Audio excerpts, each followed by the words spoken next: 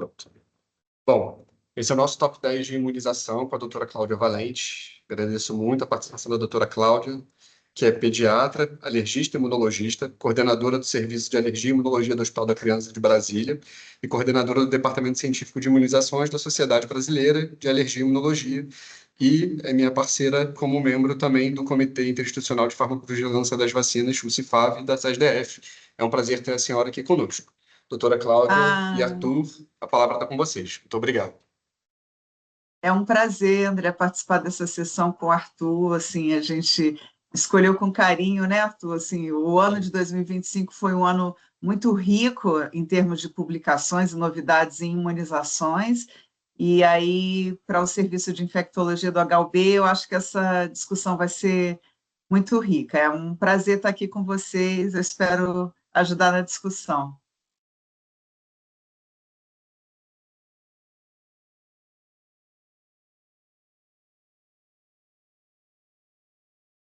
Bom dia a todos, eu sou o Arthur, sou residente de infectologia. Hoje a gente vai apresentar o top 10 de artigos científicos sobre vacinas.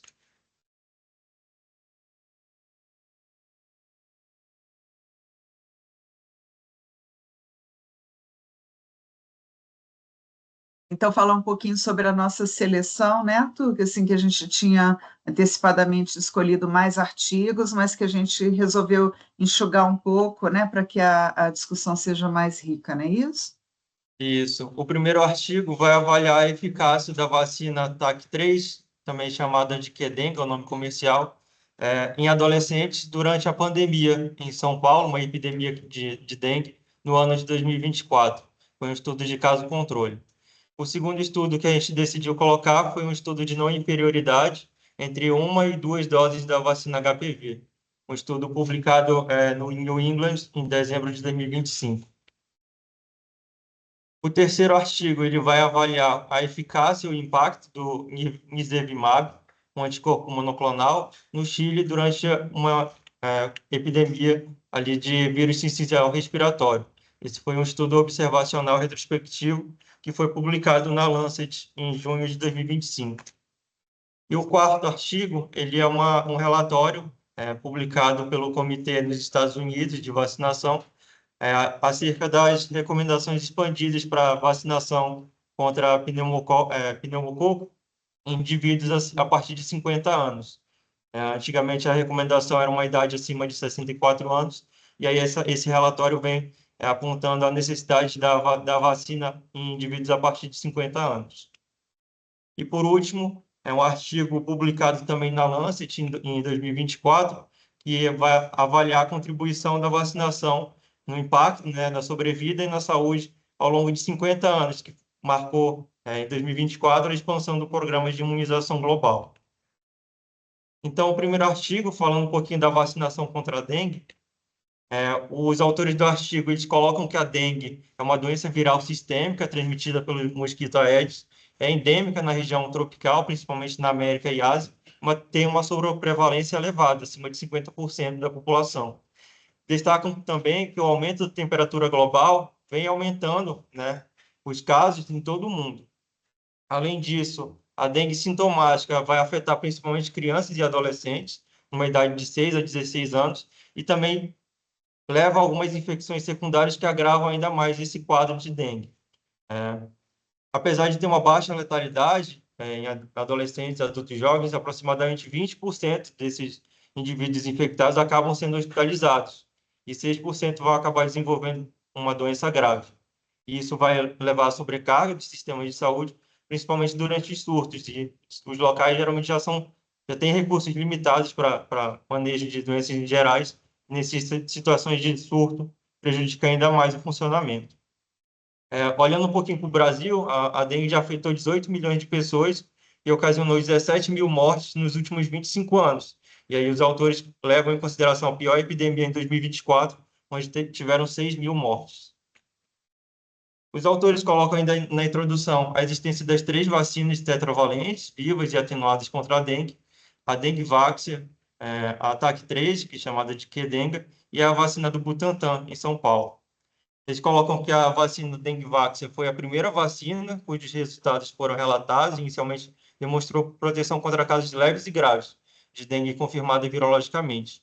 E aí esse ensaio clínico de fase 3 da Qdenga vai avaliar, teve uma eficácia com 2 doses de aproximadamente 80% contra qualquer sorotipo, 73% contra o sorotipo 1 e 62% contra o sorotipo 3.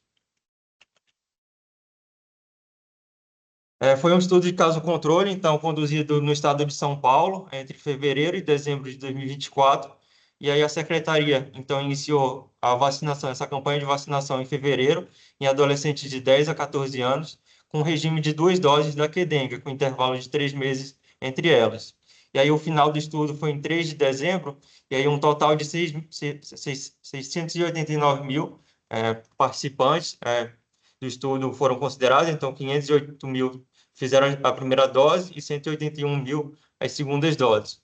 E foram administrados num total de 392 municípios.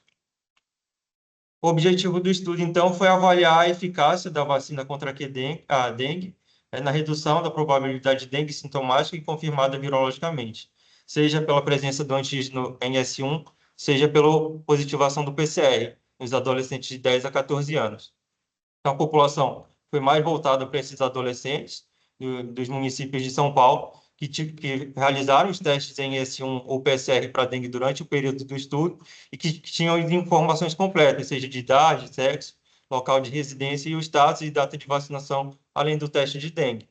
E esses dados todos foram obtidos pelo Sinam-Dengue, também pela Rede Nacional de Dados em Saúde. E aí eles consideraram casos os indivíduos que apresentavam uma suspeita clínica de dengue e febre, então uma doença febril aguda, com início súbito, a febre com duração menor que 7 dias, acompanhada de sintomas não específicos, então cefaleia, mialgia, erupção cutânea, dor retroorbital, na área endêmica de dengue ou durante um surto, além do teste em S1 positivo e o PCR positivo para dengue, coletado dentro de 5 dias do início dos sintomas. E os casos de controle seriam os indivíduos que tinham suspeita clínica de dengue e febre, uma doença febril aguda, mas tinham NS1 ou PCR negativo, coletado em até 5 dias depois do início dos sintomas. E, além disso, não poderiam ter nenhum outro resultado positivo nos 14 dias seguintes. Se esses indivíduos tivessem testes IgM disponíveis, eram excluídos os resultados de teste NS1 ou PCR para dengue, se tivessem resultados discordantes. E aí, avaliando um pouquinho dos desfechos. O desfecho primário do estudo foi avaliar a eficácia da vacina contra a dengue sintomática confirmada virologicamente. Eles consideraram desfechos secundários a eficácia da vacina contra a hospitalização por dengue confirmada virologicamente. Então, a eficácia da vacina foi avaliada nos dias 14, 27, 28 a 59, 60 a 89 e 90 dias ou mais, até a administração da segunda dose. E, além disso, depois da segunda dose também, o esquema vacinal completo. Foi feita também uma avaliação entre 0 e 13 dias após a primeira dose, para verificar alguns vieses, já que a vacina não tem uma eficácia tão boa ou pouca eficácia durante esse período. E aí, avaliando um pouquinho dos resultados, nesse primeiro gráfico, eles colocam o pico de incidência, né? Atingiu em abril de 2024, e aí, na cor azul, são os casos suspeitos, clínica ou epidemiologicamente, para dengue, e os de amarelo são os casos confirmados laboratorialmente. Então, a campanha de vacinação terminou, foi até 31 de dezembro de 2024, e alcançou uma cobertura estimada de 21%. Então, 508 mil pacientes foram vacinados dentro de uma população de 2 milhões e 400 mil. E a primeira dose, com a primeira dose, e 7,5% com a segunda dose na população. Então, o de azul seria a população que fez a primeira dose, e a de amarelo, uma população que fez a segunda dose, esquema vacinal completo. Avaliando um pouquinho do sorotipo mais prevalente, o sorotipo 1 foi o mais prevalente. Então, o de azul aqui no gráfico foi o sorotipo 1. E, em seguida, foi o sorotipo 2, que está mais na cor de roxo. E a sorotipo 3 foi o menos prevalente. Então, o sorotipo 1 também teve uma alternância de predomínio ao longo dos meses. Então, o dengue tipo 1 foi mais predominantemente entre janeiro e junho, enquanto o dengue tipo 2 foi mais predominante de julho a dezembro. E aí, nesse final, teve uma prevalência maior do dengue tipo 3. Aqui é o desenho do estudo. Então, inicialmente, eles consideraram 128 mil pacientes com testes positivos para CGN-S1 ou PCR. E aí, eles acabaram excluindo alguns pacientes, seja pela ausência de febre ou realizou o teste depois de 5 dias do início dos sintomas. E aí, no final, sobraram esses 92 mil para análise, sendo que a grande maioria foi pelo resultado de antígeno NS1 positivo, quando somente 325 foi com resultado PCR positivo. E aí, avaliando um pouquinho desses resultados. Então, os casos eram mais frequentemente do sexo masculino, eram pacientes hospitalizados, não vacinados e não residentes da capital paulista. Entre os indivíduos vacinados, o intervalo mediano entre a vacinação e o início dos sintomas foi de 30 dias para a primeira dose e 50 dias para a segunda dose. E aí, para a primeira dose, o intervalo entre a vacinação e o início dos sintomas foi menor nos casos confirmados em relação aos controles. Esse aqui talvez seja o slide mais importante, avaliou a eficácia, então, da vacina contra a dengue sintomática. Então, numa análise ajustada, a eficácia foi aproximadamente de 62% para a primeira dose e 89,9% para a segunda dose, na análise não ajustada. Quando eles ajustaram por questão de metodologia, para a primeira dose, a eficácia foi de 50,2% e 61,7% para a segunda dose. E aí, a primeira dose, a eficácia contra a hospitalização foi de 74,8%, com valor ajustado de 67,5%. E aí, durante a análise, ao permitir a inclusão de teste em S1 ou PCR coletado até 7 dias, foi observada uma leve melhora da eficácia da vacina. Então, antes era 61,7%, e ao permitir a inclusão desses outros testes coletados até 7 dias, houve um aumento da eficácia de 64%. E ao combinar o teste IgM com o teste em S1 ou PCR, foi encontrada uma redução da eficácia de 5%. Então, só com uma dose foi de 50,2 para 45 e com 2 doses foi de 61 para 54. Em relação à hospitalização por dengue, os resultados foram semelhantes, né, depois de ajustes de metodologia. Então, resumindo a discussão um pouquinho do estudo, a eficácia vacinal foi de 50% para a primeira dose e 62% para a segunda dose contra a dengue sintomática. E, além disso, 68% para a primeira dose contra a internação hospitalar por dengue. A eficácia da primeira dose contra a doença sintomática diminuiu para 50% após 90 dias, em comparação com 67% quando analisado entre 14 e 27 dias, e 64% até 90 dias. O que difere de alguns estudos prévios que apontavam uma eficácia um pouquinho maior, né, de até 82% quando a análise foi feita até 90 dias. E aí eles colocam algumas diferenças, né, no desenho e no contexto desse estudo para explicar essas discrepâncias. Então, a eficácia da primeira dose foi avaliada durante um surto importante. Então, a gente sabe que uma alta taxa de infecção pode levar a uma eficácia aparentemente menor se a proteção conferida pela vacina for dependente do risco, que significa que a eficácia diminui se a exposição ao patógeno aumentar. Além disso, a maioria dos casos positivos no teste foi detectada em um período dominado pelo dengue tipo 1, e a ATAC 3 demonstrou conferir uma proteção relativamente menor em relação ao sorotipo 1 quando comparado ao dengue tipo 2, de 73,7% para o dengue tipo 1 contra 97% para o dengue tipo 2 no ensaio de fase 3.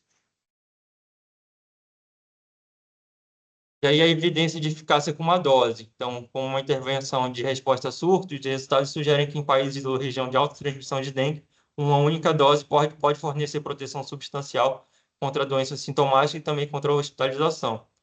Observa-se, no entanto, um declínio nessa eficácia depois dos 90 dias, ressaltando a necessidade de manter o esquema de 2 doses, até que novas evidências estejam disponíveis.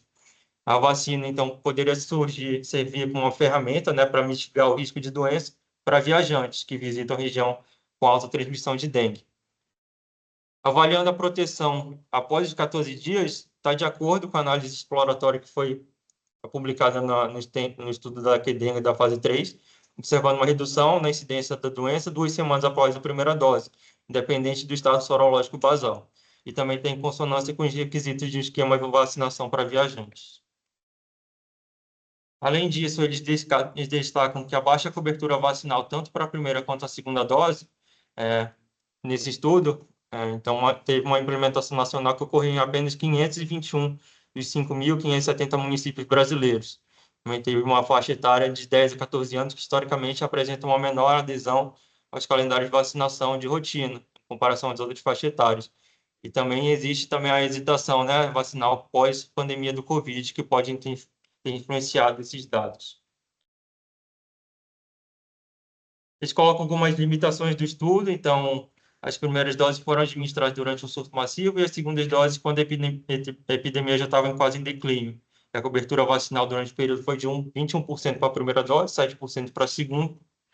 Teve ausência de dados sobre sorologia basal para dengue nessa população, que impede a comparação da eficácia da vacina entre indivíduos previamente infectados e não infectados.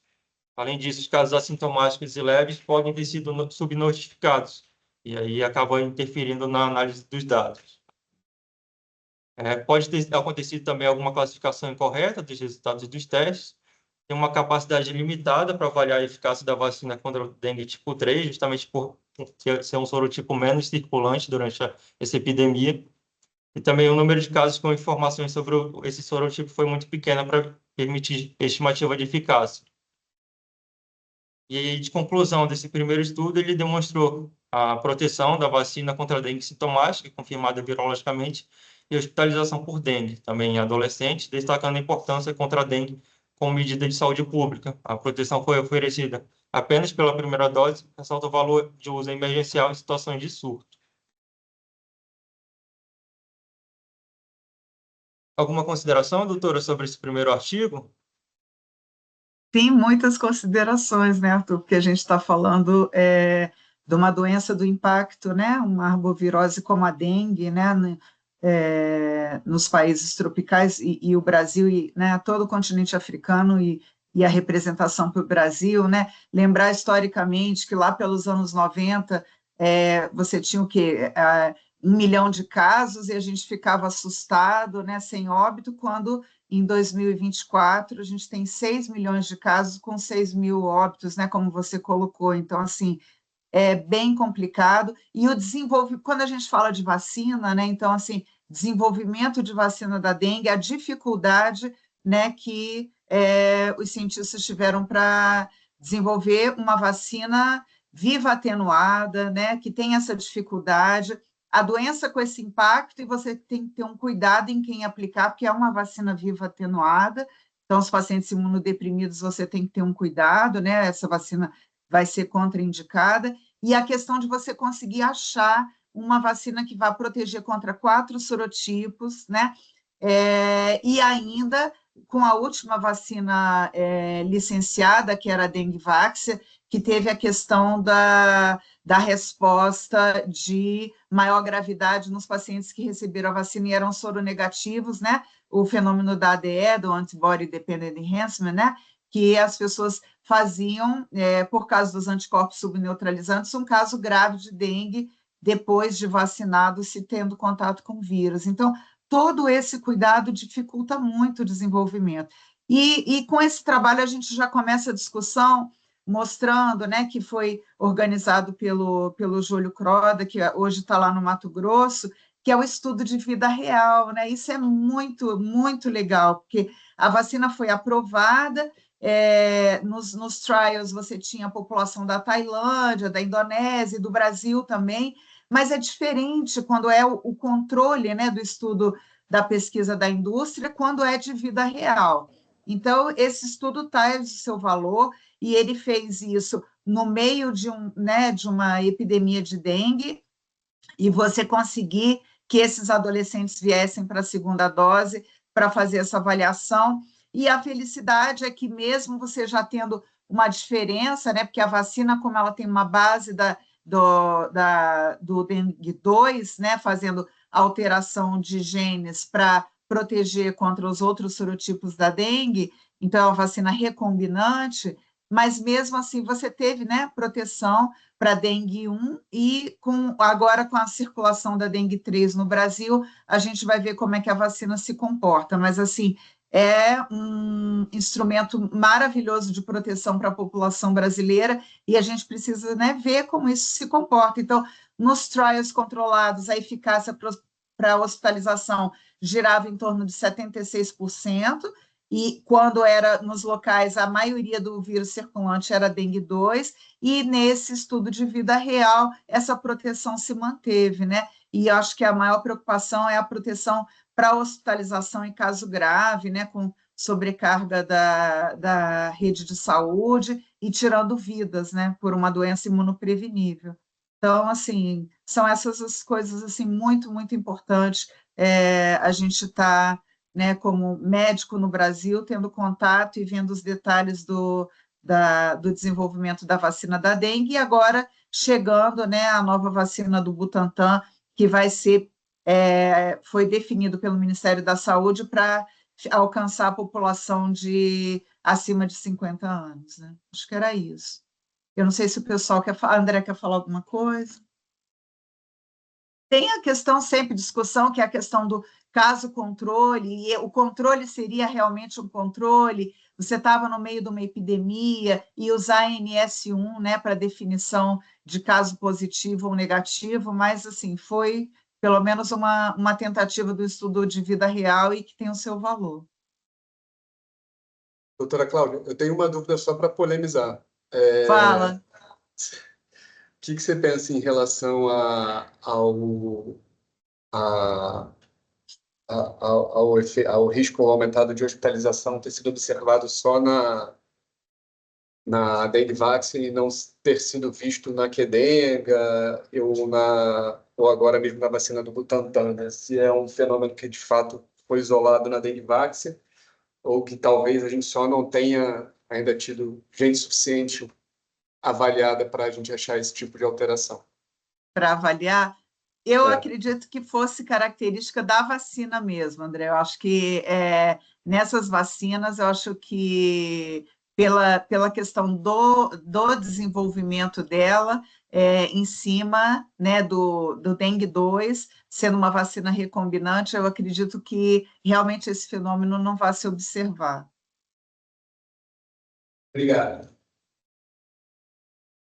Partindo, então, para o segundo artigo, a gente vai avaliar a não inferioridade da vacina contra HPV de uma dose em relação ao esquema de 2 doses.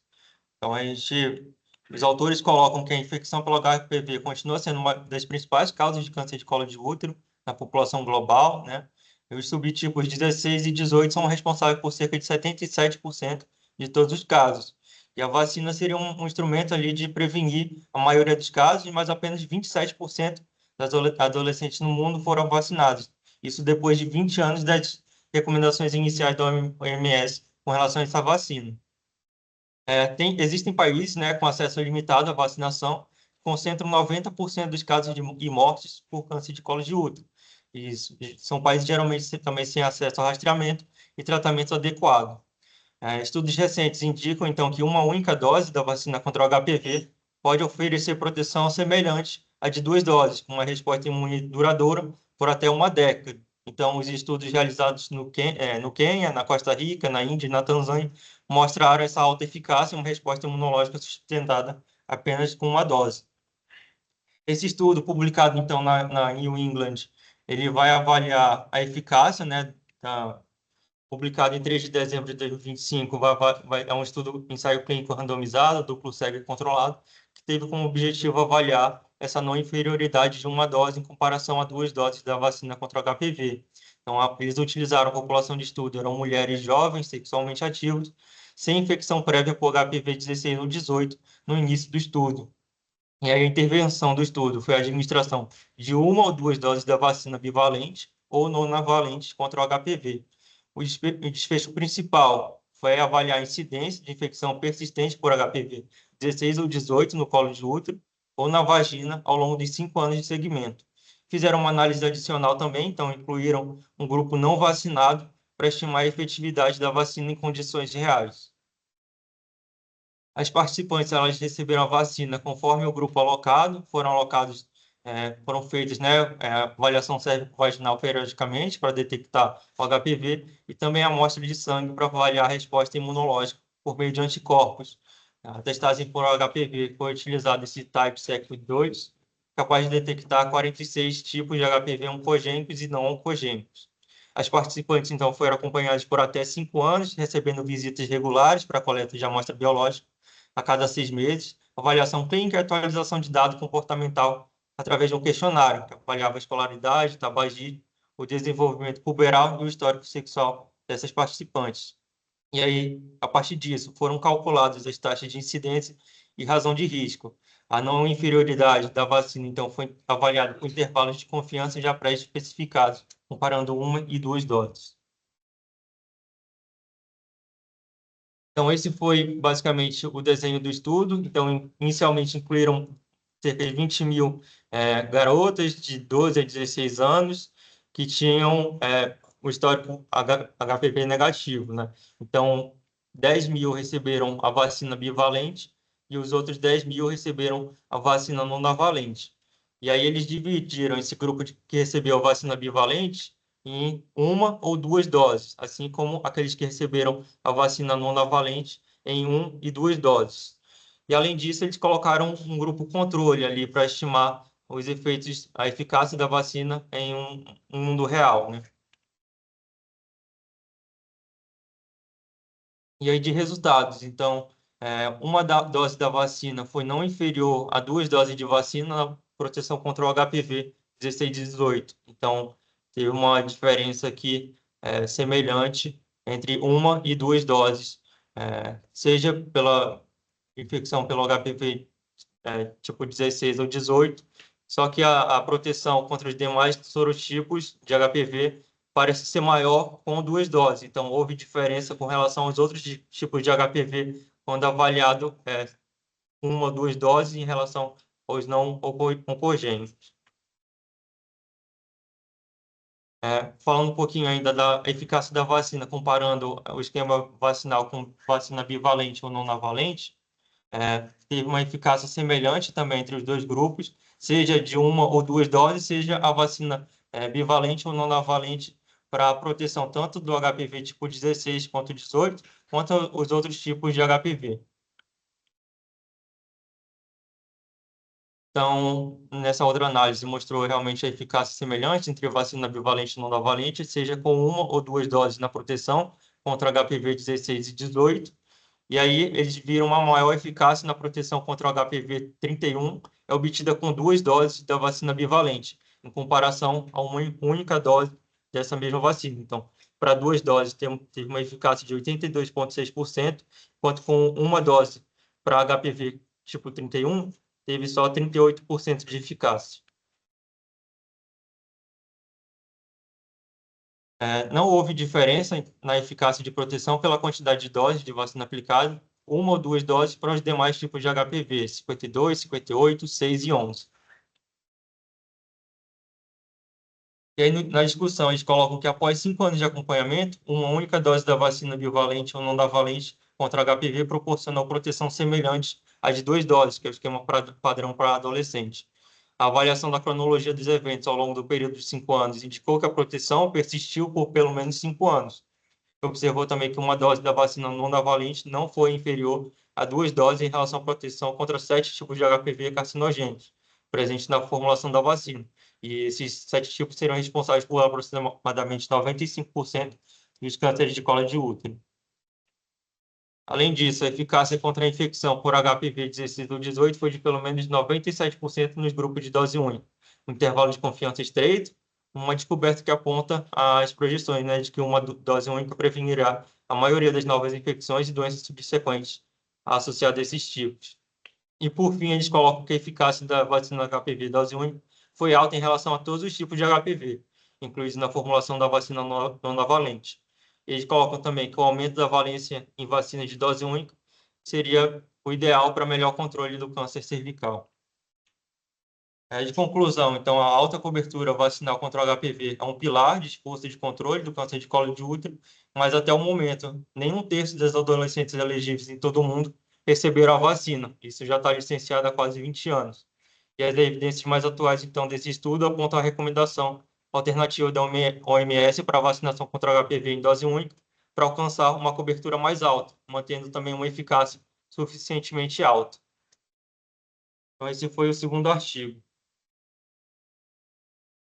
Posso falar um pouquinho, Arthur? Sim, por favor.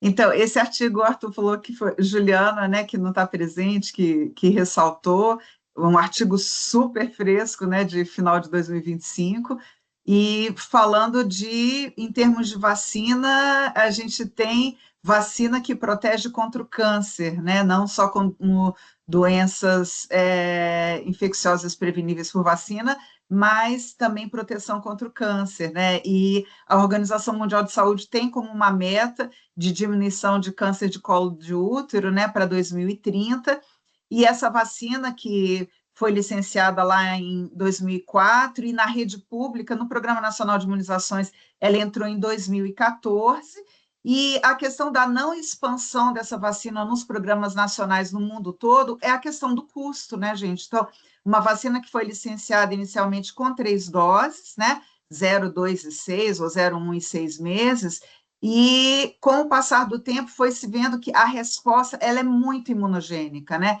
A tecnologia dela é aquela virus-like particle, então você não tem conteúdo genético ali do vírus, e ela desenvolve uma resposta, né? A imunogenicidade é altíssima e a eficácia também muito mais do que a própria infecção natural pelo HPV. E os estudos de segmento, aí a gente tem estudos, né, de países bem controlados, dos países nórdicos, de 8 anos de segmento, com um controle bastante importante de câncer de colo de útero. Mas lembrando também que essa vacina, ela não protege só o câncer do colo do útero, né?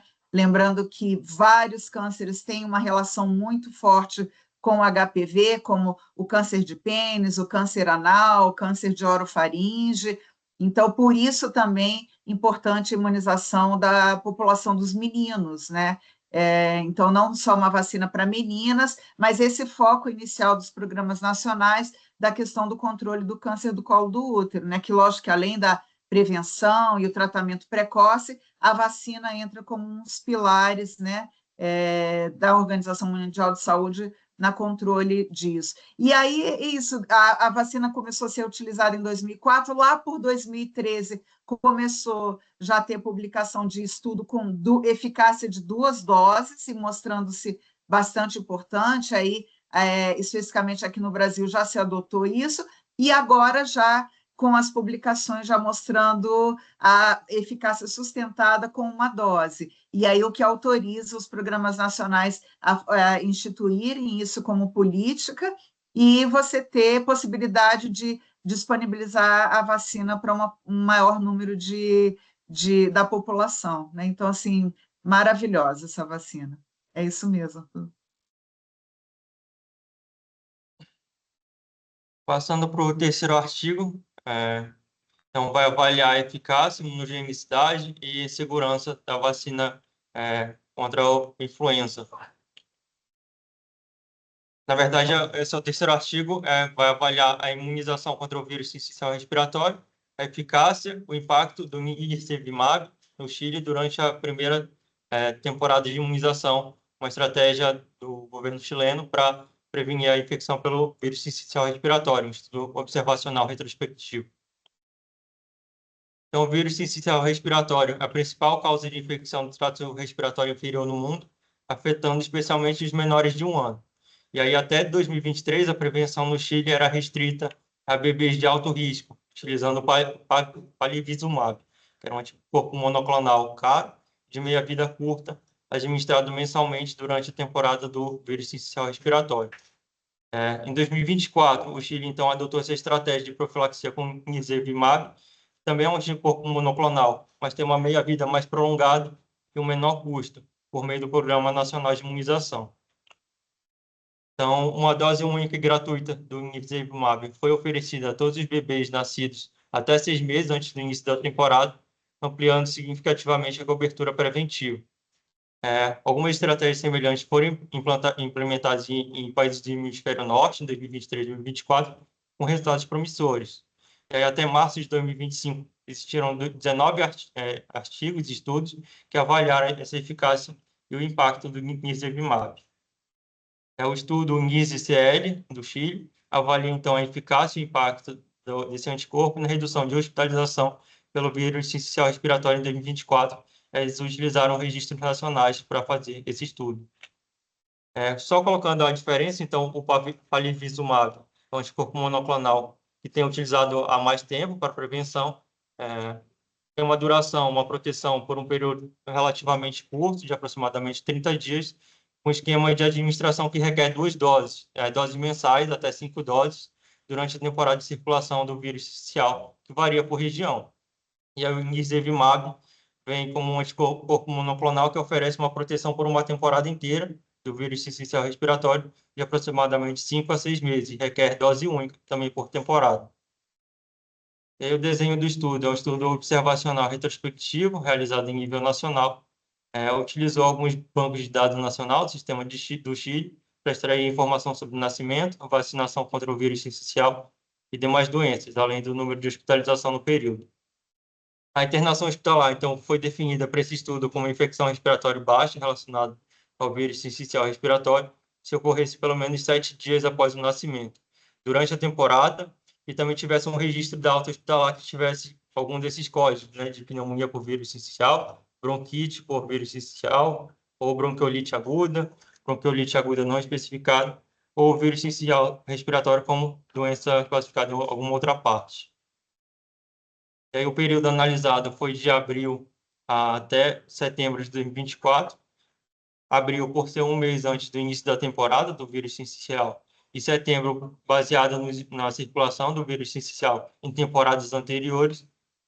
E a estratégia de imunização, então, incluiu 3 grupos. Então, o recém-nascido durante a temporada do vírus sincicial foram imunizados ainda na maternidade antes da alta hospitalar. Eles consideraram como essa seasonal cohort. Os bebês nascidos antes da temporada, então, no ano anterior ao estudo, de outubro de 2023 a março de 2024, foram convocados a comparecer nos centros de vacinação. E aí eles consideraram esse como catch-up cohort. E, além disso, um terceiro grupo foram bebês com condições de alto risco. Eles foram contatados diretamente pelas autoridades de saúde. No final, na análise desse estudo, eles consideraram apenas os 2 primeiros grupos, foram incluídos para análise, que não foi possível identificar com precisão os bebês de alto risco nascidos entre outubro de 2023 com os dados que eles tinham disponíveis na época. E aí, com relação aos desfechos, o desfecho primário foi a hospitalização por infecção respiratória aguda baixa relacionada ao vírus sincicial respiratório em lactentes que receberam ou não nirsevimab. E os desfechos secundários incluíram internação em UTI relacionada ao vírus, hospitalização com infecção respiratória aguda baixa de qualquer etiologia, definida como internação ocorrida pelo menos 7 dias após o nascimento, e também como desfecho secundário, hospitalização por qualquer causa, ocorrida pelo menos 7 dias após o nascimento. Para fazer a análise estatística, então, do estudo, eles usaram a razão de riscos, ou hazard ratio, para determinar a eficácia do nirsevimab entre os bebês imunizados e não imunizados. Utilizaram os dígitos proporcionais de Cox para estimar o risco relativo de hospitalização, comparando o grupo imunizado e não imunizado. Teste Woodman-Whitney para comparar o tempo de permanência intra-hospitalar entre imunizado e não imunizado, e o teste TED-Student para avaliar a significância estatística das comparações realizadas entre os 2 grupos. De resultado, então, a cobertura cumulativa no final da temporada de vírus sincicial respiratório de 2024, na semana 40, foi de 91,2% na corte de recuperação e 97% na corte sazonal. Então, aqueles bebês que nasceram na corte anterior ao início da temporada de vírus sincicial respiratório, 91% foram cobertos, enquanto no grupo de bebês nascidos durante o surto, 97% tiveram a cobertura vacinal. E aqui a gente mostra as semanas epidemiológicas. Então, o número de casos e hospitalizações pelo vírus sincicial, o ápice foi ali por volta da semana 32 do estudo.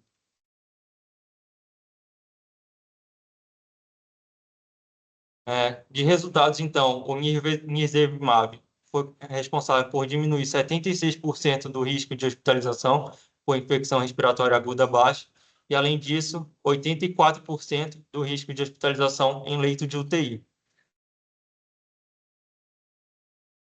Avaliando essas curvas de Kaplan-Meier com relação ao tempo livre de doença entre bebês imunizados e não imunizados, o número de infecção número de bebês admitidos em hospital foi maior no grupo de não imunizados, enquanto o tempo livre de hospitalização em UTI também foi maior no grupo de imunizados. Então, a curva de Kaplan-Meier vai avaliar o tempo livre de hospitalização. Com relação à hospitalização normal fora do ambiente de UTI, os grupos de indivíduos imunizados tiveram um tempo maior livre de hospitalização, tanto hospitalização simples quanto hospitalização a nível de UTI, comparado com o grupo de bebês não imunizados. Fazendo também a análise desse subgrupo de indivíduos hospitalizados e hospitalizados de UTI, teve uma efetividade maior do grupo que fez o nirsevimab em bebês do sexo feminino, na coorte que era do grupo anterior ao período de surto, né, do vírus sincicial respiratório, bebês não pré-termos, então a partir de 37 semanas, e que eram provenientes de área urbana.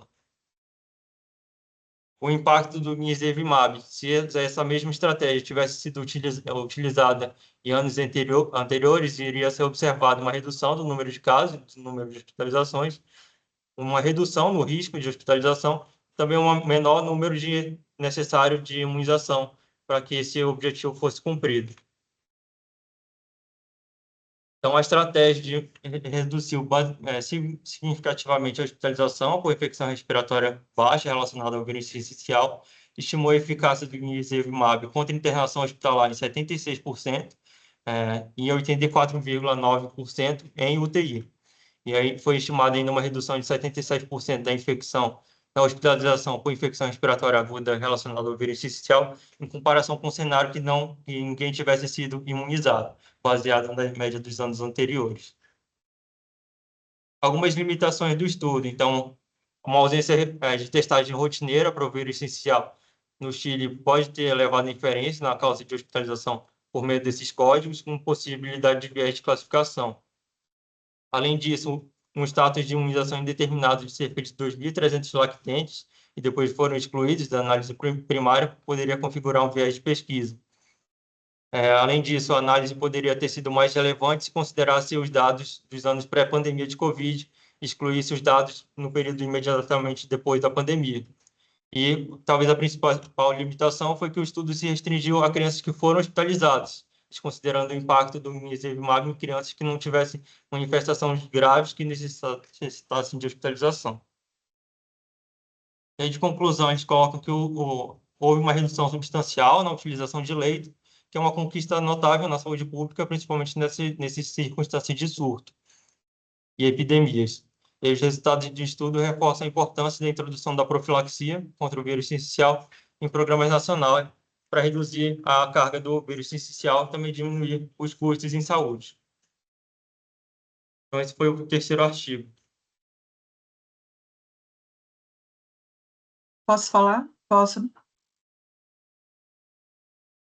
Vocês estão me ouvindo? Pode falar, doutora. Ah, tá, querido. Então, novamente a gente tem aqui um estudo de vida real, né? É o primeiro estudo de vida real que vem da América Latina, e a característica disso é que o Chile, como é um país pequeno, na introdução do nirsevimab no Programa Nacional, eles conseguiram organizar, né, de forma a conseguir medir o impacto disso em termos de saúde pública, de uma forma, com uma metodologia muito bem feita, né? Então, assim, o impacto da infecção respiratória grave pelo vírus sincicial respiratório na saúde pública é imenso, né? As UTIs pediátricas, a gente vê isso aqui em Brasília, todas as unidades sobrecarregadas, e até publicações da América Latina falam que muitos bebês, eles provavelmente nem chegassem à unidade de saúde, então, indo a óbito antes de chegar por insuficiência respiratória, né? Sem ter acesso ao cuidado de saúde. Então, a possibilidade de um recurso de prevenção da infecção pelo vírus sincicial respiratório na pediatria é importantíssima. E desde os anos 80, o que a gente tinha era somente o recurso do palivizumab, que foi estudado somente em prematuro, em cardiopata, era para isso que ele era licenciado. Então, agora, esse, como um dos anticorpos monoclonais de longa duração, que agora a gente já tem licenciamento de outro anticorpo monoclonal, da MSD, já licenciado fora e já licenciado agora já no Brasil também, e outros chegando. Então, são anticorpos com duração mais longa, né? Porque não é uma vacina, é um anticorpo monoclonal, mas alterando lá na proteína de fusão, eles fazem uma proteção de até 150, 180 dias, a depender desse anticorpo. Então, como recurso de prevenção de infecção grave do VSR, também surgiu agora, né, a vacina materna, que é uma possibilidade por transferência de anticorpo transplacentário. Então, assim, os países estão escolhendo, e o Programa Nacional de Imunização do Brasil está usando as duas estratégias, já introduziu a vacinação materna o ano passado, e agora, a partir de fevereiro, começando nas maternidades, a aplicação do anticorpo monoclonal. Diferente do Chile, lógico que o Brasil não tem condição de vacinar toda a corte de nascidos vivos, né? Porque eles vacinaram, aí a escolha do Programa Nacional do Ministério da Saúde foi vacinar os prematuros, mas já, né, até 36 semanas e 6 dias, e todos aqueles, como os cardiopatas, os pacientes imunodeprimidos, os fibrocísticos, os com alteração de via aérea, eles vão receber o anticorpo monoclonal. E aí, a base disso, de novo, existiam os estudos, né, os trials clínicos de licenciamento do anticorpo monoclonal, que tinha que ser comparado ao palivizumab, que já era utilizado. Aí vieram depois os estudos de vida real de Europa, Canadá, e aí agora da América Latina, esse estudo do Chile a gente trouxe porque eles fizeram um desenho muito bem, né, e conseguiram alta cobertura vacinal para poder ter esses resultados e mostrando a prevenção, principalmente para hospitalização e hospitalização em UTI, mantida, que eram a questão dos estudos, acima de 80%, teve país que chegou até a 90% em estudo de vida real, né? Então, era isso. Algum comentário, gente?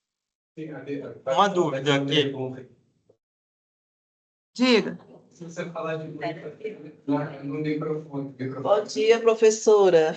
Bom dia. Meu nome é Deise, eu estou como RT da vacina, da sala de vacina aqui da HUB. No estudo, eu queria só perguntar uma coisa que me chamou a atenção. E aí, eu não sei se o Arthur chegou a ver isso. Olhar esse Ele tem lá detalhe, numa parte de estado que ele fala que o sexo feminino que recebeu mais... Teve maior eficácia. Maior eficácia, isso. Por que Por que isso? Só foi isso. Não, assim, não tem justificativa imunológica para isso, não. Foi só uma característica deles terem esse achado, Deise, mas, assim, para a gente pensar que tenha alguma coisa que justifique essa diferença de resposta, em termos de imunologia, a gente não tem como responder isso. Obrigada. Nada. Deixa eu só fazer uma pergunta, que foi uma pergunta que a Luciana fez aqui, eu vou transferir a pergunta. Numa situação que a gente pudesse fazer qualquer coisa, que não tivesse restrição de acesso, né, por questões financeiras, quando você faria nirsevimab, eu ainda tenho dificuldade de falar, e quando você faria vacina? Olha, a resposta das duas estratégias é muito boa, viu, Luciana? Então, assim, e inclusive existem as recomendações que se você fizer a vacinação materna até 14 dias antes do parto, que haveria tempo hábil para passar IgG materna, né, transplacentária, fazendo a proteção do bebê, e os estudos mostraram isso. Na verdade, até com 7 dias você tem proteção, mas o ideal é esse ponto de corte de 14 dias antes do parto. A resposta da vacinação materna ela é semelhante ao uso do anticorpo monoclonal. Então, em termos de eficácia, não existe essa diferença para uma escolha de uma estratégia ou outra, né? Então, assim, você pode lançar a mão de qualquer uma das duas e elas são excludentes. Se você vacinar a mãe, não existe necessidade de você aplicar o anticorpo monoclonal no bebê, exceto se for um período mais próximo do parto, né? Então, menos do que 14 dias antes do parto, existe a indicação de você proteger. Se essa mãe usa imunossupressor, vamos lembrar hoje, né, a quantidade de pacientes, então, que tem algum tipo de doença autoimune, que usa imunossupressor, então, teria indicação, porque a resposta dela imunológica não seria adequada, vale a pena você aplicar o anticorpo no bebê. E se esse bebê também, ao nascimento, tiver diagnóstico de alguma condição, vale a pena, se ele for prematuro, se ele for cardiopata, alguma condição que faça um desfecho pior por infecção pelo VSR, aí você usa as duas estratégias. Mas em termos, inclusive, países escolheram uma ou outra estratégia e estão tendo uma boa resposta, viu, Luciano? Obrigado, doutora. O quarto artigo foi um relatório que a doutora Cláudia orientou a gente colocar, mostrando uma publicação de recomendação, né, de um uso expandido da vacina conjugada pneumocócica para adultos a partir de 50 anos. Então, a gente sabe que o pneumococo é uma causa bacteriana comum de infecção do trato respiratório, bacteremia e meningite. O uso generalizado da vacina em crianças reduziu a incidência da doença pneumocócica, tanto em crianças, por efeitos diretos da vacina, quanto também em adolescentes e adultos que não receberam a vacina, por efeitos indiretos. Então, uma redução na incidência da doença na população devido à diminuição da transmissão do pneumococo entre as crianças. Pessoas com condições subjacentes ou fatores que aumentam o risco de doença pneumocócica, as condições de risco, e adultos mais velhos apresentam taxas mais altas de doença pneumocócica. Existem também algumas disparidades raciais na incidência de doença pneumocócica, que principalmente adultos negros, afro-americanos não hispânicos, indígenas americanos também, ou nativos do Alasca.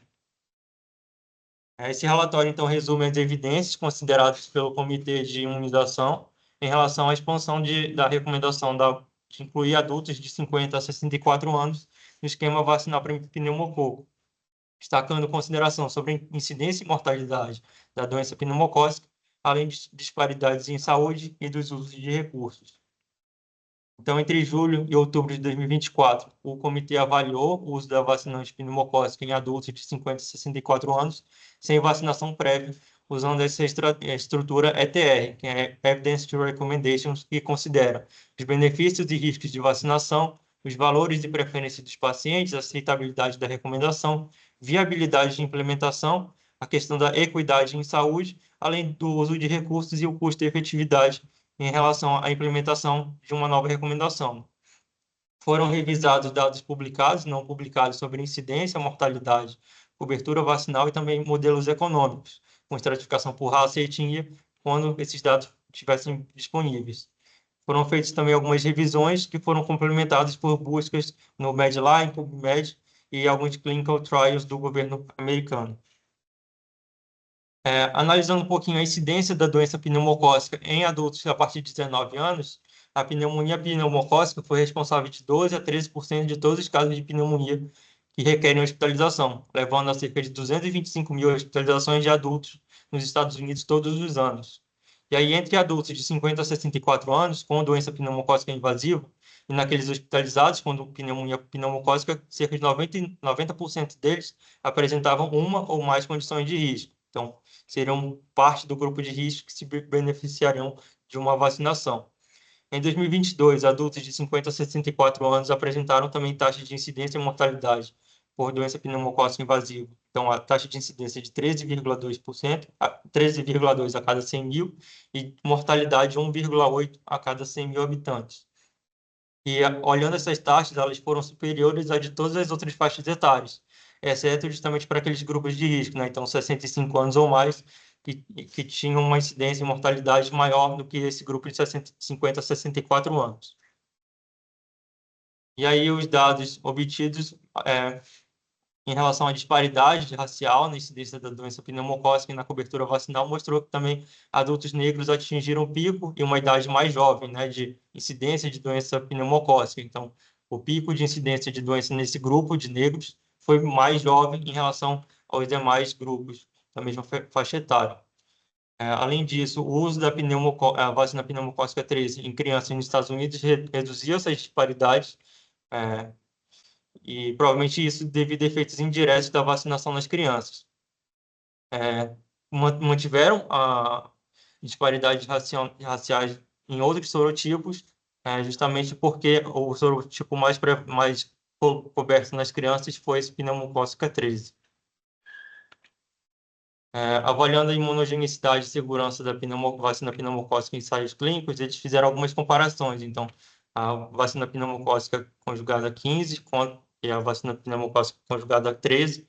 Então, a 15 demonstrou não inferioridade imunológica para todos os sorotipos que ela compartilha com a 13, o que significa que reduz uma resposta imune equivalente. Além disso, para os sorotipos adicionais, né, da pneumocócica 15, 22F e 33F, a resposta imune foi significativamente superior, indicando um potencial ganho de proteção da 15 em relação à 13. Quando comparou a 20 com a 13 e a 23, a pneumocócica 20 foi não inferior à pneumocócica 13 para todos os sorotipos em comum. Em relação aos sorotipos adicionais, com a pneumo 23 e a pneumo 20 não atingiu a não inferioridade para 6 de 7 sorotipos, a exceção foi o sorotipo 8, em que a pneumocócica 20 teve uma resposta imune superior. Comparando a pneumocócica 21 com a pneumocócica 20, a pneumocócica 21 mostrou desempenho igual, não inferior à pneumocócica 20 para todos os sorotipos compartilhados. Para os sorotipos exclusivos da 21, a resposta imune foi superior em 10 de 11 sorotipos, exceto para o sorotipo 15C. Quando eles avaliaram a segurança, do ponto de vista de segurança, não foram observados eventos adversos graves relacionados à vacina. E anteriormente tinham 2 eventos adversos graves relacionados, mas não encontraram detalhes adicionais para que eles conseguirem descrever esses eventos. Esse aqui, basicamente, então, é a divisão das vacinas, então, pneumo 21 e os sorotipos que ela cobre, pneumo 23 e os sorotipos que ela cobre, pneumo 20, pneumo 15. A gente vê que algumas delas compartilham os sorotipos em comum. Foi justamente essa análise que eles fizeram, que eu mostrei nos slides anteriores. Arthur, só se eu puder interromper, só passar esse quadro, que assim, eu acho que no dia a dia, isso aqui a gente sempre tem que ter, pena que aqui nesse quadro não tem pneumo 10, né, mas, que é utilizado no Brasil, mas assim, é uma colinha que todo mundo tem que ter, várias vezes a gente precisa disso. Né? Sim. Fizeram uma análise econômica também para avaliar a viabilidade, né, dessa implementação. 2 modelos econômicos foram utilizados, o Tulane e o Merck, avaliaram a custo-efetividade das vacinas pneumocócica 20 e pneumocócica 21 em adultos de 50 a 64 anos sem exposição prévia à vacina de pneumocócica. E um terceiro modelo da Pfizer também avaliou a custo-efetividade, mas foi só com relação à pneumo 20. E aí, eles utilizaram esse CALI, que é o Quality Adjusted Life Year, que avalia o tempo de sobrevida e também relaciona o tempo de qualidade de vida. E aí eles viram que um custo elevado, né, principalmente da pneumocócica 21, de cerca de 200, variando de 130 a 400 mil dólares por ano, por esse Quality Adjusted Life Year. Mas essa análise econômica não foi tão avante assim, então existiram algumas limitações que prejudicaram a avaliação do custo-benefício da implementação dessa estratégia.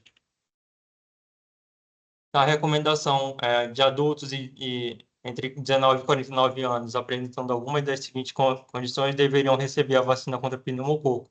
Então, condição imunossupressora, ou implante coclear, ou vazamento licórico.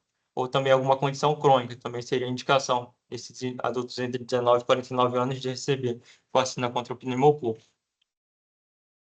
E aí, avaliando, então, a faixa etária de adultos a partir de 50 anos, e aí, de acordo com o esquema vacinal que ele já tinha previamente, eles fazem as recomendações. Então, se os indivíduos não tivessem recebido nenhuma, ou a pneumocócica, uma vacina pneumocócica 7, em qualquer idade, ele deveria receber a pneumocócica 21, 20 ou 15.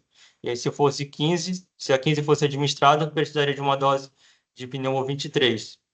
Isso depois a partir de um ano da dose da 15. E aí eles fazem outras recomendações para adultos de 19 a 49 anos e com condições imunocomprometedoras e também com aquelas condições crônicas. Com relação à co-administração com outras vacinas, eles consideram que é recomendada para adultos que não apresentem contraindicação específica à vacinação no momento da consulta médica. A vacina pneumocócica seria contraindicada em pessoas que tiveram reação alérgica grave, por exemplo, anafilaxia a qualquer componente da vacina. E eles destacam que, como as vacinas pneumocócicas estão conjugadas ao CRM197, uma toxina difterica geneticamente modificada e não tóxica, essas vacinas também seriam contraindicadas em pessoas que tiveram reação alérgica grave a qualquer vacina que contenha o toxoide difterico. E eles destacam também as prioridades futuras, né? Então, o CDC e esse comitê, eles vão continuar avaliando a segurança e o impacto na saúde pública dessas vacinas pneumocócicas em adulto, incluindo o monitoramento de duração da imunidade, para determinar a necessidade de doses adicionais de reforço, para garantir que os adultos mais velhos continuem protegidos de acordo com a recomendação de vacina, né? E evitar internação e morte por doença pneumocócica invasiva. Esse foi o 4º artigo. Então, eu sugeri ao Arthur comentar essa publicação do MMWR, do CDC americano, né, norte-americano, porque até essa publicação é do início do ano passado, e aí agora recente tem algumas coisas, algumas condutas, né, vindas de lá que tem entristecido, assim, né, toda a comunidade científica, como a não recomendação de vacinação, né, das crianças com algumas vacinas. Então, mas a gente sempre considerou muito, né, o que vinha de recomendações do ACIP norte-americano, e aí era essa discussão, diferente das outras publicações em que a gente estava discutindo uma indicação de vacina em termos de saúde pública, eu achei que era legal a gente fazer essa discussão para a prática diária, né, do infectologista, porque a infecção pneumocócica tem a importância, né, que vocês sabem melhor do que eu, mas aí essa discussão era o adulto, né, porque na faixa etária pediátrica, quando as vacinas pneumocócicas conjugadas foram introduzidas lá no ano 2000, e aí viu-se que se tinha, pela questão da imunidade de rebanho, proteção também, né, para os idosos que estavam próximos dessas crianças. Então, a gente vai vacinar a população adulta, mesmo que ela não tenha uma condição crônica de saúde, e aí ele levanta essa discussão e fazendo uma relação, né, de custo-benefício, uma avaliação econômica, mostrando que sim, não só, né, para os adultos idosos acima de 64 anos, teria indicação acima de 50 anos. Eu achei interessante, e ainda fazendo um pouco de discussão de comparação das vacinas, né, a vacina pneumocócica conjugada 21, que já foi licenciada lá e vai chegar aqui já aqui no Brasil. Então, essas armas que a gente tem de controle de doença pneumocócica, eu achei bem interessante, né? Vocês querem fazer algum comentário, André? Eu queria fazer alguns comentários. Só reforçar o que você disse, né? A gente está num momento difícil em relação às recomendações de vacina nos Estados Unidos, então vale o disclosure de que esse texto aqui é anterior à mudança do painel deles. Isso. Então, ainda é uma trazia recomendação bastante confiável. Qualidade, Isso, ainda é uma recomendação confiável. A gente tem disponível no Brasil algumas vacinas pneumocócicas, né? E até para falar para os meninos aqui, assim, para não gerar muita confusão. Por que existem algumas diferenças entre as vacinas conjugadas e as vacinas polissacarídicas? A pneumonia, talvez, apesar de ser uma vacina com mais cepas, é uma vacina polissacarídica e, resumidamente, a resposta dela é pior. Ela só protege pior, falando de uma maneira muito superficial, né? Ela protege só contra doença invasiva, contra pneumococo, ou seja, meningite, bacteremia, né? E as vacinas conjugadas, elas têm capacidade de proteger contra doenças invasivas, meningite, bacteremia, mas também protege contra pneumonia, otite, sinusite, por aí vai. Então, elas têm um benefício maior e a imunidade delas é mais duradoura do que a pneumo 23, que é essa vacina polissacarídica. E ainda vale dizer que a vacina polissacarídica tem a duração da imunidade mais curta. Às vezes, existe uma discussão sobre a questão do booster, a gente faz uma segunda dose na vida depois de 5 anos nos adultos. E doses, além disso, existe a discussão se existe efeito de imunotolerância, ou seja, se você der mais vacina, em vez de ela melhorar a resposta, ela piora a resposta. Mas isso é bastante discutível na literatura, né? Acho que dá para fazer uma discussão uma aula só disso para discutir. Então, do ponto de vista de proteção, a gente sempre prefere as vacinas polissacarídicas, né? Que a gente tem aqui no Brasil. As conjugadas. Perdão, as conjugadas, tem razão, desculpa. A gente prefere as vacinas conjugadas. No Brasil, majoritariamente, são a 10, a 13, a 15 e a 20, né? Qual é a principal diferença do ponto de vista dessas vacinas? Especialmente no pós-pandemia. Tem um estudo bem legal de pós-pandemia mostrando as cepas circulantes e a cobertura vacinal de acordo com esses subtipos de vacina. Obviamente, não são estudos de eficácia de cada uma delas, é estudo de cobertura, né? Qual é a proporção das cepas circulantes que aquela vacina está cobrindo. E o que a gente tem, assim, a pneumo 10, ela cobre cerca de 16% das cepas circulantes, de acordo com o Cireva, a pneumo 13, 51%, a 15, 53% e a pneumo 20, 67%. Então, tem uma diferença razoável aí entre a pneumo 20 e a pneumo 13 e a pneumo 20 e a pneumo 10, obviamente, né? A gente hoje vacina os adultos com a pneumo 13, aparentemente pode ser que tenha um benefício adicional de vacinar com a pneumo 20, ou em vez da pneumo 15, por exemplo, né? Mais cepas cobertas. A pneumo 15 para a pneumo 13 não faz a menor diferença em termos de cobertura das cepas circulantes, é muito semelhante. E em termos de cepas circulantes resistentes, né? Então, também não faz muita diferença entre a 13 e a 20, porque a principal cepa circulante com resistência é a 19A, e as duas cobrem. Então, para evitar infecções invasivas por cepa multiresistente, as duas funcionam, né? Mas outras cepas invasivas, aí outras cepas, na verdade, circulantes, a pneumo 20 tem maior cobertura que a pneumo 13. Por isso está em discussão a implementação até da pneumo 20 acho que teve até a parceria da Conitec, não foi? Isso. Maravilhosas suas colocações, André. E aí o Brasil está em que pé hoje, né? Então, assim, a pneumo 10 teve seu grande impacto, né, quando foi introduzida, né? Então, na época, o sorotipo importante do pneumococo era o 14, né? Então, ela teve o seu papel aí no controle, né, de hospitalização por doença pneumocócica invasiva nas crianças. Mas é isso, a vigilância, né, pelo Instituto do Flutz mostra que hoje a preocupação é o 19A, o 13, 6A, e que não vão estar cobertos, né? Então, a população das crianças está descoberta para isso, e os pacientes imunossuprimidos também não tem como, né, utilizar essa vacina, até porque a 10 só está licenciada até 6 anos de idade. Então, isso já foi aprovado, esse ano, né, se Deus quiser, a gente vai ter já a alteração para... Não está ainda batido esse martelo entre a 15 ou a 20, que são as pneumocócicas, né, já de outra geração, já disponíveis e licenciadas aqui no Brasil, e nas salas especiais de vacina, como a de vocês, provavelmente vai ficar a pneumo 20, né, para as populações especiais, o que é maravilhoso já. É um grande avanço aí do PNI, né? Como sempre. Então é isso, só queria trazer essas curiosidades. Legal, muito bom. E te falar um pouquinho sobre a diferença das vacinas para os meninos aqui, presente. Isso, mas aí era isso, assim, na indicação individual do seu paciente no consultório, né, André, ter essa cabeça de que aí você não está fazendo uma indicação de saúde pública, então, assim, você pode fornecer uma maior proteção para esse seu paciente, né? Isso, perfeito.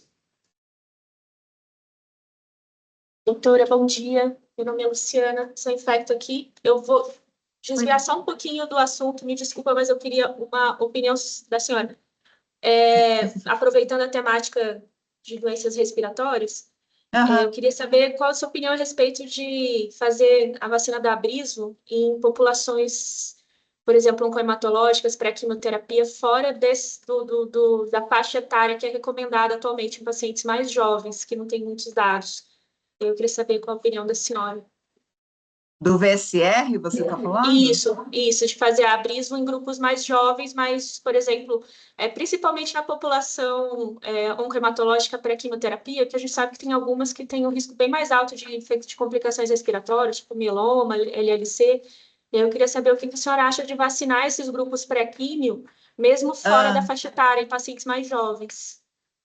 Nossa, esse aí você está, Luciana, você já está no super cuidado com o seu paciente, aí vai ser uma coisa, eu acho que essa indicação hoje a gente não consegue fazer, mas provavelmente, né, os grupos vão começar a olhar para isso, porque o foco era mesmo a prevenção primeiro para a população pediátrica, né? Mas acho que com dados de hoje, eu não consigo te dizer isso, se a gente já teria essa liberdade de indicação, Luciana. Você estava com vontade de indicar os seus pacientes?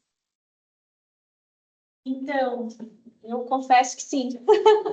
Não para todos, mas ali na galera que estava beirando os 60 anos e que ia começar a quimioterapia, eu comecei a vacinar alguns. Mas é aquela recomendação que você faz baseado nas vozes da sua cabeça, né? Então eu queria vozes de outras cabeças para me ajudar. Individualmente é uma escolha, né? Assim, é uma proteção a mais, mas assim, dizer que a gente já tem isso, né, para fazer essa recomendação aberta, ainda não, Luciana, acho que não. Obrigada. Né? Passando então para o último artigo de hoje, vai avaliar uma contribuição da vacinação para a melhora de sobrevida e saúde, uma revisão publicada na Lancet em 2024. Então, o Programa Ampliado de Imunização foi estabelecido pela Assembleia Mundial da Saúde em 1974, teve como objetivo garantir o acesso universal aos benefícios da vacinação. Isso foi inspirado, né, pelo sucesso na erradicação da varíola, e aí a OMS propôs vacinar todas as crianças até 1990 contra varíola, tuberculose, difteria, tétano, coqueluche, poliomielite e sarampo. E aí, ao longo do tempo, o programa ampliado de imunização passou a incluir a proteção contra outros patógenos globais e regionais em todas as fases da vida, conforme decisões dos programas nacionais de imunização. O desenho de estudo, então, buscou avaliar o impacto desse programa, das recomendações do programa, estimando morte evitada, anos de vida ganhos, anos de vida saudável ganhos por vacinas contra 14 patógenos em 194 países da OMS. Então, no período de 1974 a 2024. E esses foram os patógenos considerados no estudo para avaliação dessas mortes evitadas, anos de vida ganho pela vacina. E foi desenvolvida uma estrutura analítica padronizada que permitiu estimar o impacto da pessoa vacinada, a contribuição da vacinação na redução da mortalidade infantil e variação regional desse impacto.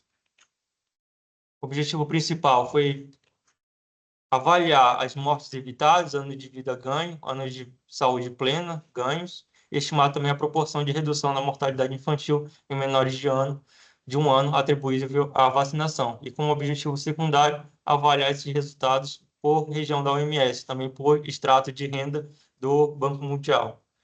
E aí os dados para fazer esse estudo foram provenientes da Organização Mundial de Saúde e também do Banco Mundial, para avaliação do extrato de renda. Como resultado, então, entre 1º de junho de 1974 a 31 de maio de 2024, estimou-se que esses programas de vacinação direcionados a esses 14 patógenos evitaram 154 milhões de mortes, incluindo 146 milhões em crianças menores de 5 anos, e das quais 101 milhões eram bebês ainda menores de 1 ano. Então, a gente vê o gráfico das cores, né, variando por doença. Então, um impacto grande nas mortes causadas por sarampo, além do tétano, pertussis, tuberculose, e em menor proporção hemófilos influenza tipo B, poliomielite e outras doenças. E nesses outros gráficos foram os anos ganhos livres de doença, e mostra principalmente o aumento, né, em relação à poliomielite. Então, um tempo de vida maior livre de doença provocada pela vacinação, que seria a verde, da poliomielite. Foram ganhos também 9 bilhões de anos de vida e 10,2 bilhões por ano de saúde plena, anos de vida ajustado por incapacidade evitado pela vacinação. Além disso, de 1974, a gente vê que a mortalidade infantil caiu substancialmente. Isso eles atribuem tanto por outras intervenções em saúde, então melhora dos serviços de saúde também. Eles consideram 60% dessa diminuição relacionada a essas outras intervenções em saúde e 40% em relação à vacinação. Estima-se ainda que a contribuição relativa na mortalidade infantil global foi especialmente alta durante a década de 80, em um período que era a expansão do programa, né, para BCG, DTP, sarampo e poliomielite. Além disso, eles viram grandes variações regionais. Então, no mundo, eles dividiram em algumas regiões, né, África, Europa, Ásia, para verificar o impacto. Então, o impacto relativo, eles observaram que o Pacífico Ocidental e a Europa apresentaram os maiores ganhos na probabilidade de sobrevivência ao longo da vida, e a região africana está entre as menores devido a uma maior carga de riscos concorrentes. Então, outros fatores envolvendo a diminuição da mortalidade que não fossem atribuídos à vacinação. Mas quando a gente olha para o impacto absoluto da vacinação, a gente vê que o Mediterrâneo Oriental e a África apresentaram os maiores ganhos induzidos por vacinas na probabilidade de sobrevivência ao longo da vida, isso desde 1974, e a Europa apresentaram os menores ganhos absolutos. E na discussão, a gente coloca que muitas vacinas elas protegem de duas maneiras, seja pela redução direta do risco para o indivíduo vacinado, seja pela redução da transmissão comunitária e redução da exposição a doenças infecciosas. E a gente coloca que, paradoxalmente, à medida que os programas de vacinação reduzem a transmissão comunitária, o benefício individual direto e mensurável da vacinação torna-se mais modesto, visto que há menos doenças circulantes para fazer essa prevenção. O ressurgimento, né, de surtos de sarampo são um indicador do desempenho dos programas de vacinação considerados na agenda de imunização até 2030. As vacinas promovem a equidade, salvando mais vidas em locais onde ocorrem mais mortes.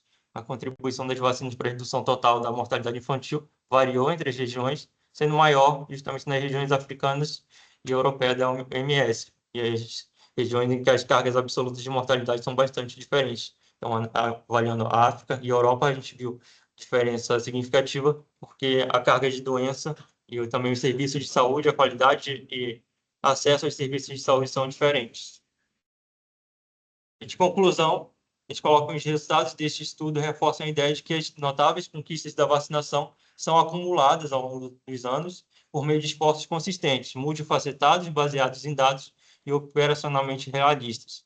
E talvez a principal mensagem é que o envolvimento contínuo das comunidades na adesão à vacinação é crucial, visto que essas conquistas arduamente alcançadas podem ser facilmente perdidas.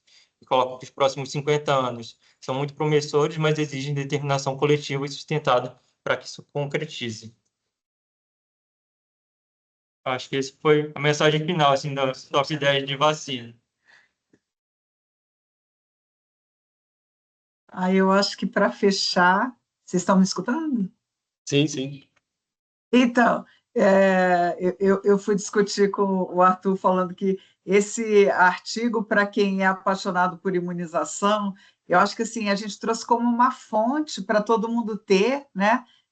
Com tanta discussão, né, sobre segurança em vacina, então, uma publicação do Lancet que traz um modelo matemático calculando o número de vidas salvas, né, gente? Então, assim, esse dado coincide com a criação do Programa Nacional aqui no Brasil, em 1973, e começando lá engateando com BCG, sarampo, DTP, difteria, tétano e coqueluche, né?